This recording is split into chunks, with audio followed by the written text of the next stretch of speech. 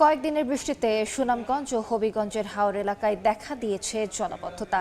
বিস্তারিত জানাতে হবিগঞ্জের বানিয়াচংয়ের হাওরে আছেন সহকর্মী রাশেদ আহমদ খান। সরাসরি যাচ্ছি তার কাছে। রাশেদ,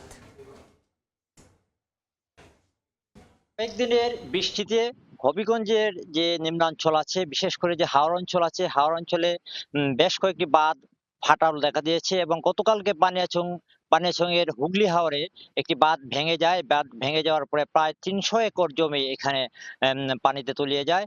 এছাড়াও হবিগঞ্জে যে লাখাই উপজেলা সহ যে উপজেলাগুলো আছে, বানিয়াচং, লাখাই, আজমেরীগঞ্জ সহ বিভিন্ন এলাকায় যে হাওরগুলো আছে, হাওরগুলার প্রায় বেশ কয়েকটি বাঁধে ফাটল দেখা দিয়েছে এবং বিভিন্ন জায়গায় পানি দেখা দিয়েছে, যার ফলে প্রায় হবিগঞ্জ জেলায় কৃষি বিভাগের যে তথ্য আছে, এই তথ্য মতে হবিগঞ্জ জেলায় প্রায় ৫০০ একর জমি এখানে তলিয়ে গেছে, কাঁচা জমি।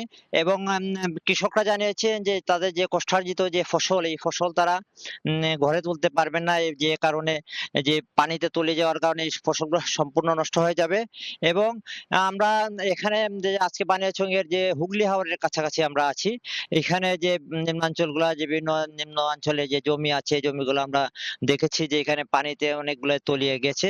এবং বিশেষ করে যে এখানে ইকরাম বাঁধ নামে একটি বাঁধ আছে, এই বাঁধটি এখানে তলিয়ে গেছে এবং এই ইকরাম বাঁধে তলিয়ে যাওয়ার কারণে এই অঞ্চলের যে কৃষকেরা জমি ছিল, এই জমিগুলা একেবারে পানিতে তলিয়ে গেছে, যে কারণে আমরা দেখেছি কৃষকদের মধ্যে একটা চরম হতাশা এবং তাদের একটা দুশ্চিন্তার ছাপ তাদের মধ্যে রয়েছে। তো এই ছিল আজকে বাঁধ ভাঙার সর্বশেষ।